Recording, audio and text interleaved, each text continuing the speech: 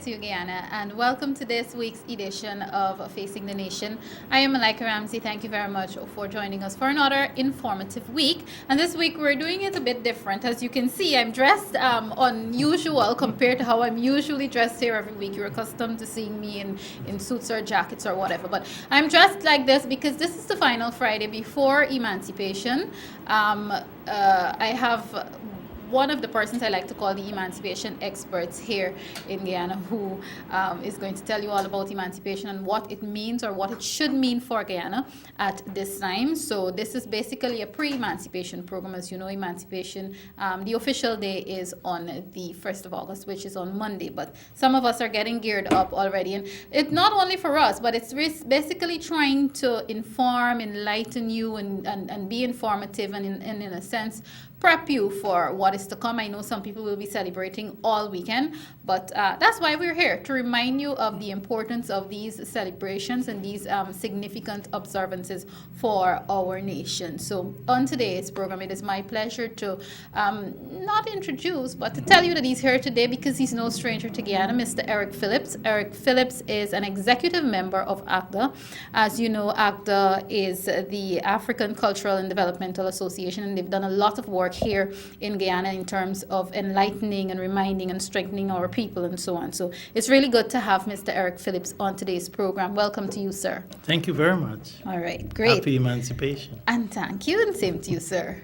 Coming up in the second half of the program, the West Demerara region, that's in Region 3, yesterday, which would have been on Thursday, they started some of their celebrations by having an event that was held at the West Demerara Regional Hospital. Some of you know it as Best Hospital. One of the presenters there, actually, he gave the feature address, Mr. Vincent Alexander, another person who's no stranger to you in these areas and, of course, in the area of education. He gave a wonderful address. So I'll bring some clips from his presentation coming up in the second half of today's program. But for now, let's talk to Eric Phillips about emancipation.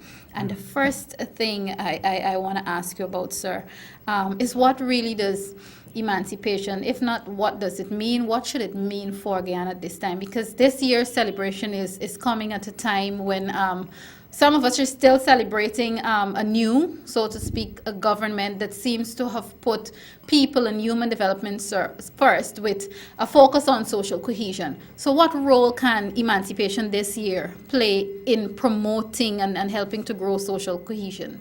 Well, let me start by emancipation itself. Mm-hmm. As you know, it occurred partially in 1834 and then fully in 1838. And I said partially because after 1834, the freed Africans had to work in apprenticeship. It was freedom. And that freedom meant that people could embrace human rights, their humanity. The enslaved, and I won't call them African slaves, the enslaved lost all of their human rights, lost all of their culture, their names, their language, their food, their governance, their economy. And so when emancipation occurred, it gave the freed Africans an opportunity to become human again. And as you saw, they immediately went and bought villages. The village movement, which in Guyana was one of the greatest entrepreneurial events in any post-slavery society because it's the only society. So, for example, 5 different villages, so to speak, or communities came together and bought Victoria. There were 83 people, including 5 women. And they built it on family, on education, on religion, on the economy. So why I'm saying that is that in social cohesion today, we're looking for an inclusive society. In slavery, they were excluded. And so for us today, since we've had indentureship, we had first the Portuguese, then Indians, then Chinese. Of course, there were indigenous people before, and then Europeans. We have 6 different people living in Guyana because of that emancipation. And so we are trying to find common ground. We're trying to make sure that everyone has equal rights, equal access, their humanity is all embraced, and their cultures are celebrated by all. So from the perspective of social cohesion, if we were to look back at emancipation and understand what emancipation meant and what it was trying to achieve, which is to make whole to repair the damage done to a people, their culture and everything. We're now trying to forge a new Guyana. One people, one nation, one destiny. So emancipation should bring us back to that time where we have 6 different people with 6 different cultures, and we're trying to include everyone in a cohesive manner so that all religions are respected, all cultures are respected, and everyone has equal access to the national patrimony. Okay, all right, great. One of the things you mentioned while talking is the fact that after being somewhat freed, villages were bought. You talked about Victoria and so on. Now, modern day, what would you like to see happen in those villages that would not have been happening from the birth of those villages that seem to have stopped as we came to modern Guyana? What would you like to see return to those villages? Well, first, let me share with you what happened to the villages, because within 12 years of freedom, 42,000 out of the 85,000 Africans were in villages. They saved their money. They created family structures. And in essence, they started a new society. Today, they are rebuilding because the Europeans tried to destroy those villages. And there were 12 strategies, including flooding, including taxing them, including taking away lands, including charging more for licenses. And what the village movement at that time tried to do was to create a new society. Now today, our villages are still coming out of a state of damage, so to speak. I was in Buxton 2 nights ago with Dr. Hines, and we were talking about how to revive the villages. Now, there are 2 dimensions of that, the software part of it and the hardware. The villages are about land, it's about economy, it's about growth, it's about creating a livelihood, and that's one part of it. And in all our villages today, we need to create sustainable village economies. But in order to do that, you have to deal with the software.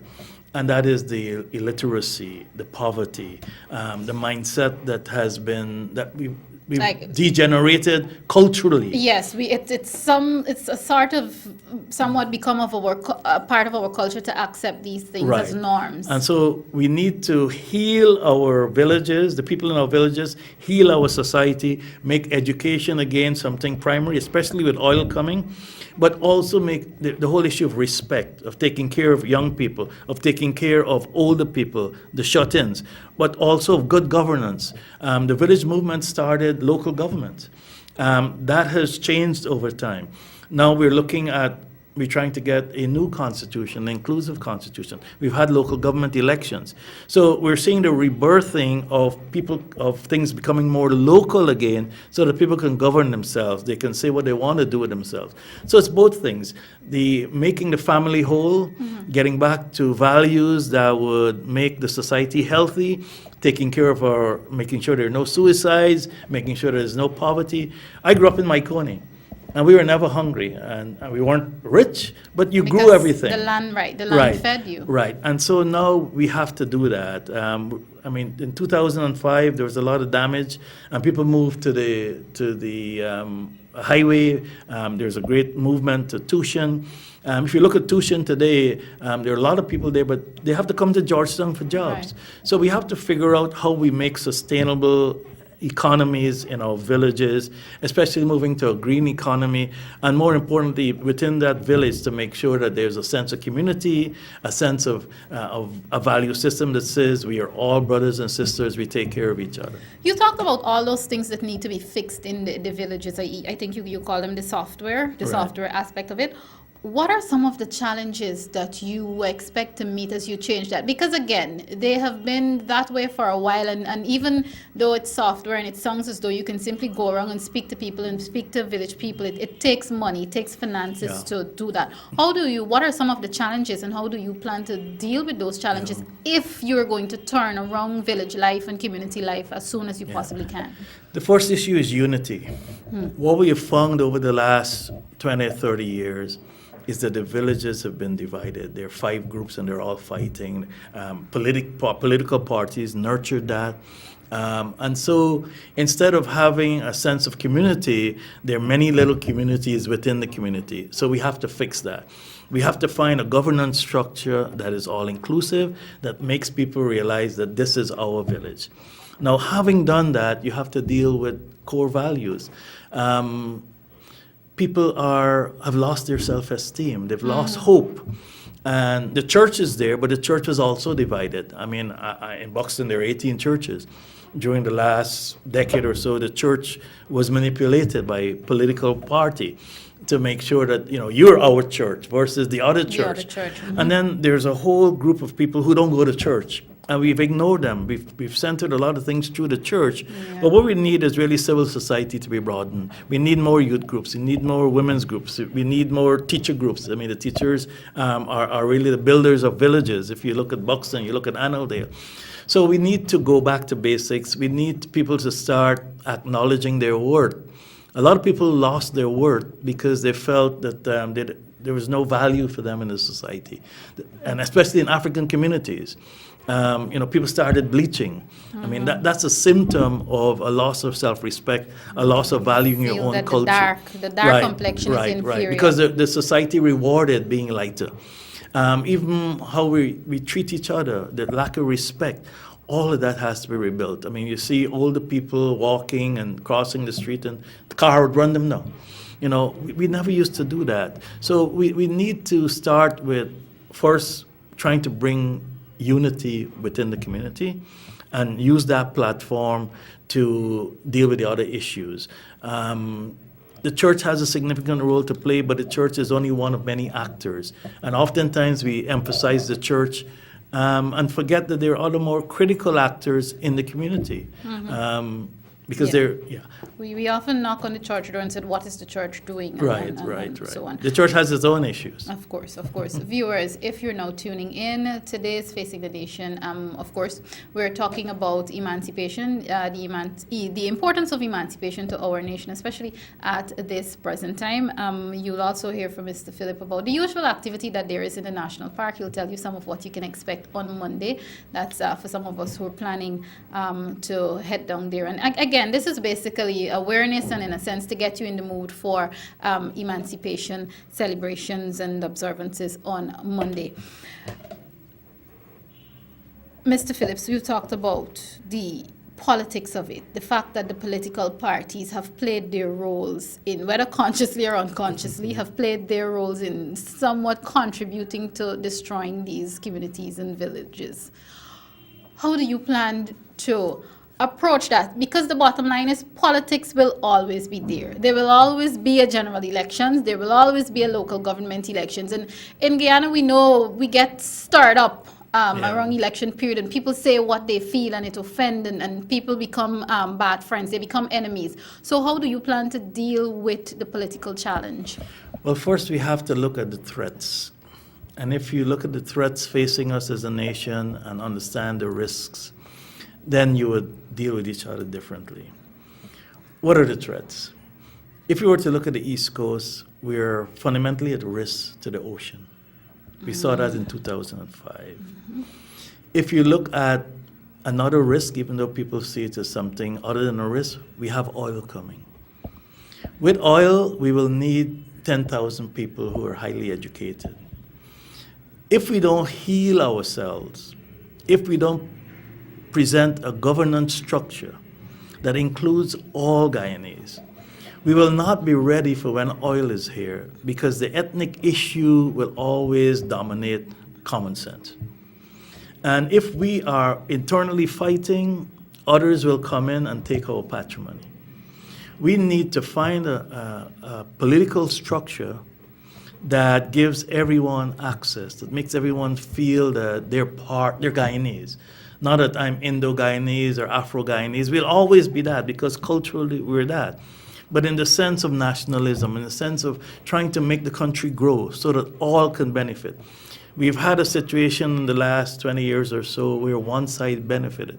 I mean, I wear a different hat.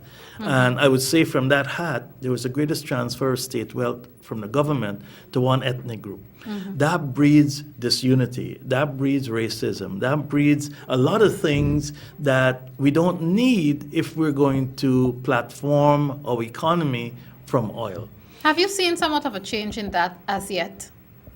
Yes and no. I see a lot of people feel as if a great weight has been taken off of their shoulder.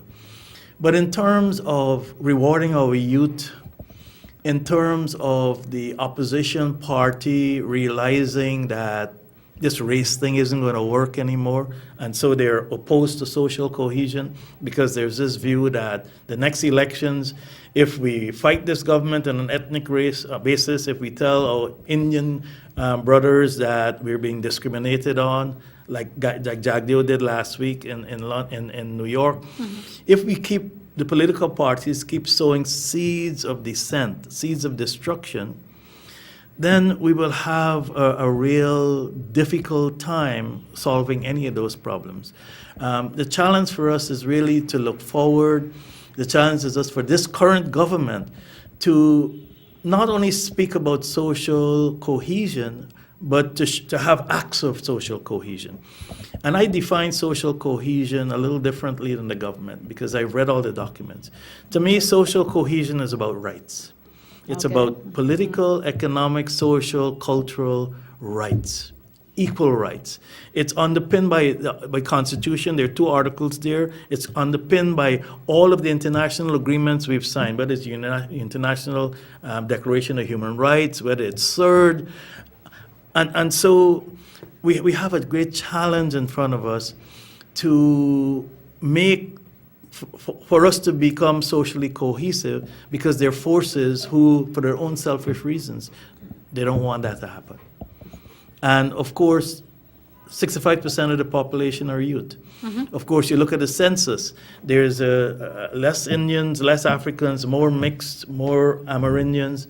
You look at the fact that there are a lot of people in the diaspora who've left here, who want to return, and there's no mechanism to bring them in. We need all Guyanese back here.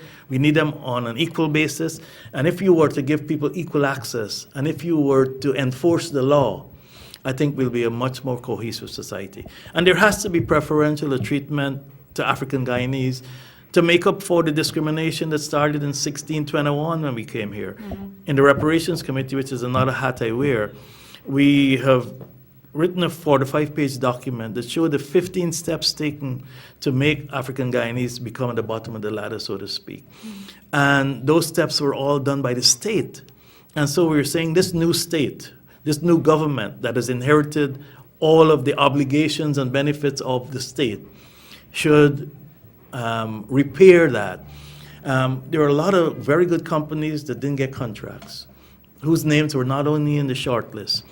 We had a lot of key positions that were not given to people with better qualifications. So you heard the ludicrousness of somebody saying there are no qualified African Guyanese to become, So we have to really look at rights. But it is going to take some time, even though this is a government who has thus far, even on the campaign trail, and of course I always remind the viewers, no one is questioning where my political allegiance lies. Everyone knows on whose side I stand. So in saying that, I can remember and this is even before the 2015 regional general elections, even in 2011, the party in a partnership which I am a member of and which I support, was all along preaching national unity and social cohesion and everyone in.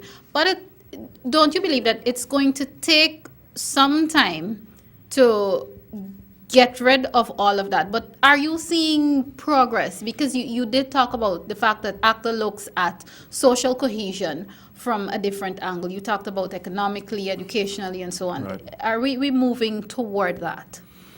We're moving towards it incrementally, when in reality we need to be doing it exponentially, but the environment doesn't allow that. We have very big challenges ahead of us. We have to recover the state's assets.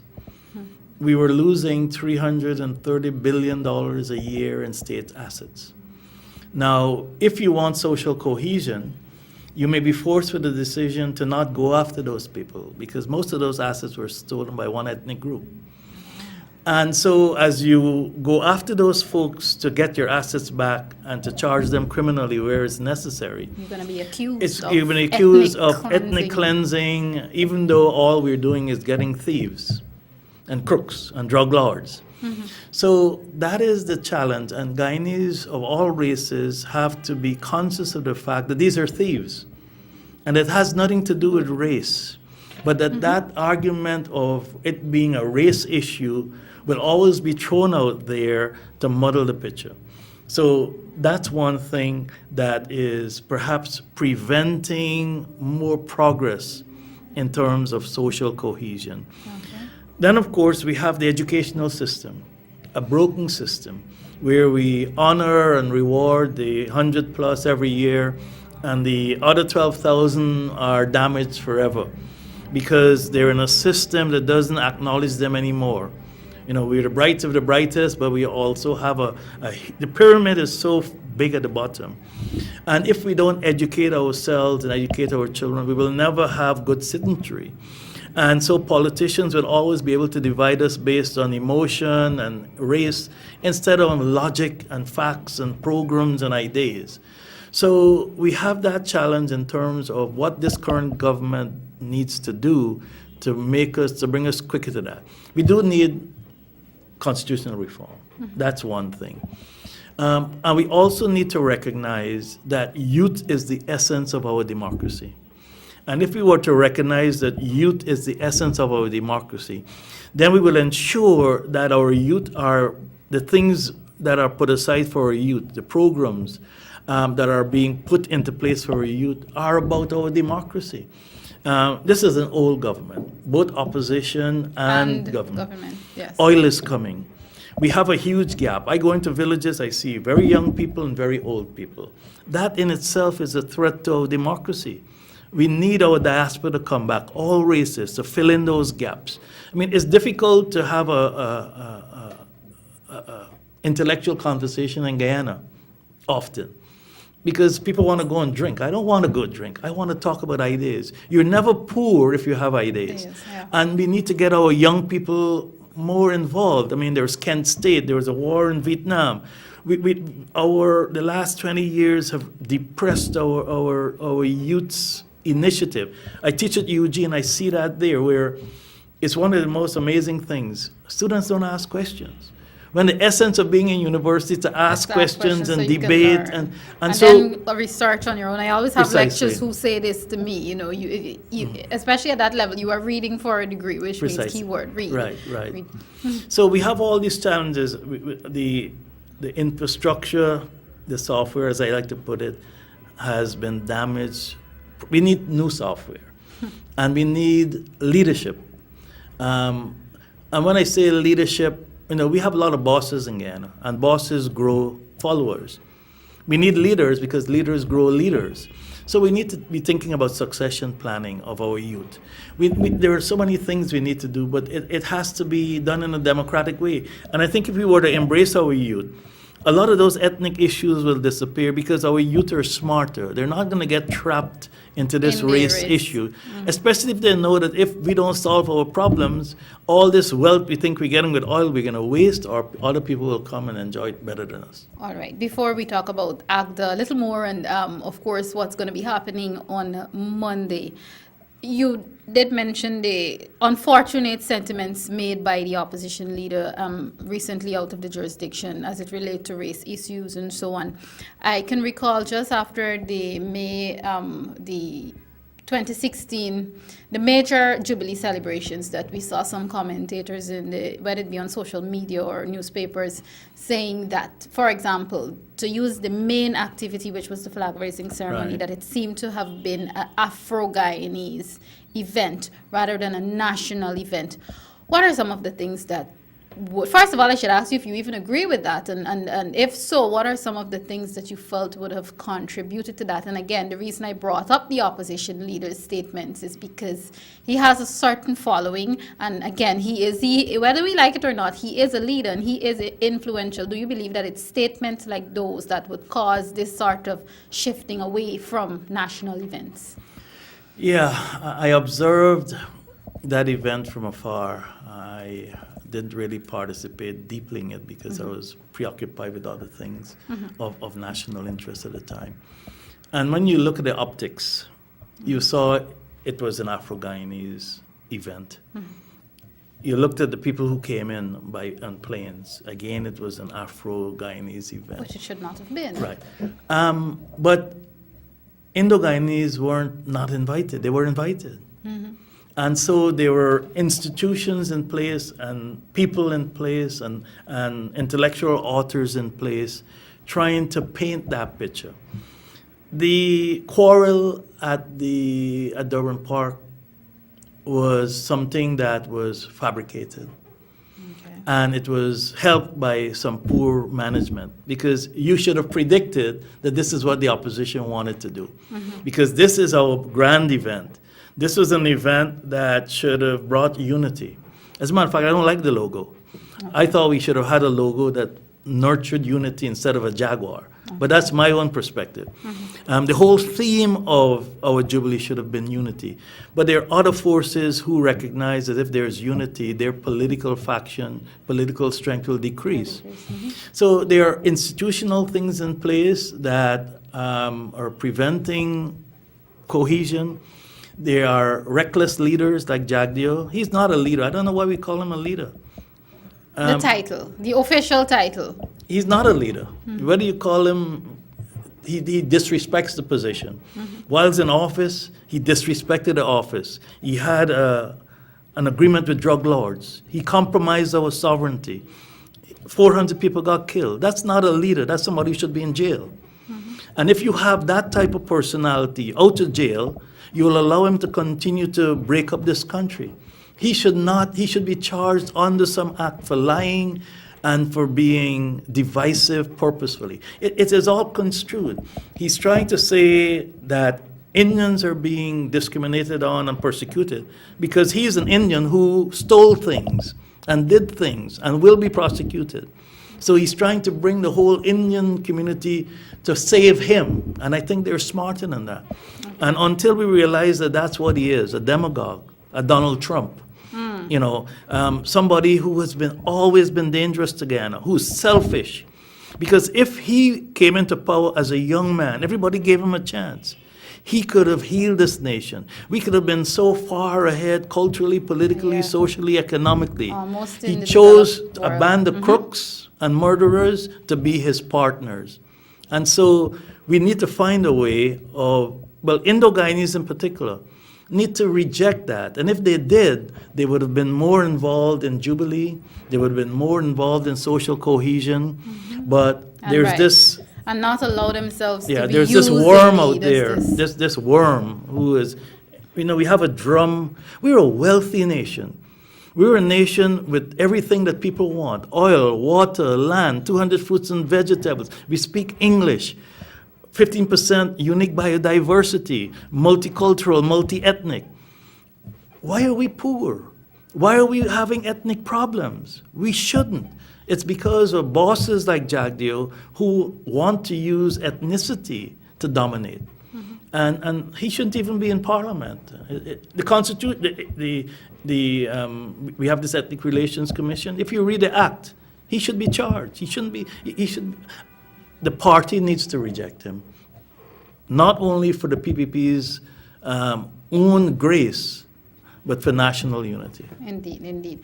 Quite in agreement. Of course, viewers, from listening to Eric Phillips, you can tell that he has a wealth of knowledge, and he did say that he wears so many hats, so we're definitely going to have him back on Facing the Nation to talk about some more of the issues affecting us nationally. But of course, today we're talking about emancipation, what it means for Guyana, and of course it is important that he mentioned all of those things just to put the conversation in perspective and give you some idea as it relates relate to where we are and where we want to go. Let's talk about ACDA and Monday. What's happening on? I mean, we've grown accustomed to it, but Right. it's still good to hear and try to remind the public and encourage the public. What's happening on Monday? Well, there are a lot of things happening prior to Monday. We have a week of activities. There's a bazaar in front of courts. There are talks going on across the country in villages. Many villages are holding Emancipation Week programs. But in terms of ACDA, on Monday, we start early at 5 o'clock, where the Faitists come in. And they normally pray and speak to their own spirituality. I'm asking them this year to pray less because we don't want as much rain as when they. Oh, okay. Yeah, we've had a good amount. I'm not telling Mother Nature how to do her work, but we've had a sufficient amount for the last 3 months or so. Right. So after they leave at 11 o'clock, we have the children's booth. And anyone could bring their children there. There's a whole program for them, face painting. They can go and bounce around. There's storytelling. They're very creative. And you can bring your children and leave them there. At 11:30, we have a stage. This year it's a little different. Okay. And the reason it's a little different is because for the first time, we're going to have a major international artist in concert. Normally we start at 3 o'clock with the Hello Africa parade and all the artists march around, and then on the main stage we have a show. This year the main show on the main stage starts at 6, and Luciano is here. Okay. You know, he has 44 CDs. He's well known. I guess he could fill up the National Stadium if he wanted to. Yes, he can. But we're bringing him into the park, into the tarmac area for just $1,000 Guyana. And so he will have Natural Black, you'll have a group from Nigeria, you'll have our local stars, Lisa Punch, you know, all of those people, Charmaine, dance groups. And so the 6 o'clock program will go until 10. But the earlier program, which is on another stage, will have about 30 groups. So singing, dancing, poetry, drumming, there's a play, skits. And of course, in the park, you have all these incredible food booths. ACDA itself, this year we're celebrating Barakara. Every year we celebrate a village. So in our educational booths, we'll have Barakara as the village. Barakara is in the Kanji. It's a maroon village. I went up there about 2 months ago. They're still walking barefoot. They're still drinking black water from the river. Sounds great to take a vacation there. Yeah. They have 5 churches. But we were able to find rice that was grown 200 years ago. It's a different strain. And they're agriculturalists. And there's a very tight-knit community. I understand Benjamin's, who has the bakery in Buxton, is from Barakara. We're also celebrating this year Guyana. Normally we celebrate an African country, but because it's Jubilee, we're celebrating Guyana. So we'll have the history of Guyana, those people the achievements that brought us from emancipation or true slavery to today. Of course, you'll have the regular things, drumming, you'll have steel band, you will have all the African organizations who want to display. They normally have a free booth. But the spirit of it is about celebration. It's about eating all these incredible types of food. It's about mingling. We have many competitions in the park: best dressed woman, best dressed male, best dressed youth, best dressed family. We have a lot of sports events that are culminating. The reparations group will be running from Square of the Revolution through Georgetown into the park with a torch that's from CARICOM. So it's the same as previous years, more intense, and with Luciana. Okay, all right, great. It sounds, I'm listening to it, I'm already exhausted. Exhausted in a good way, of course, viewers. And, you know, I'm almost ready and willing to hop on board. I still have some more hours before Monday. I'm about to wrap up our discussion, Mr. Phillips. But at this time, is there a particular emancipation message that you would like to leave on behalf of course, Eric Phillips, and on behalf of ACDA with our people as we celebrate and embrace emancipation in the year that we are celebrating Jubilee, Guyana's Golden Jubilee? Yeah. 2 important ideas. Of course, it's Jubilee. And Jubilee is about our 50th anniversary, and it's allowed us to reflect on how far we have come and who we are. Emancipation is another idea of freedom, of collective work for the common good. And I think if we merge those two ideas of emancipation in our Jubilee, the message I would like to leave is that we have to unify. We have to find unity. We have to heal ourselves. We have to understand that there's too much at stake coming and that we need to embrace each other's. We also need to forgive. It's Which one is of the very things hard. we don't know how to do. We have more churches and mosques and temples than any other country in the world per capita, but we still haven't learned about grace. And if we learn about grace, we will start to embrace each other. And we learn to help those who need help. We have lots of issues, suicide, we have broken families, we have poverty, we have people living in the street. We should think about us all being one family.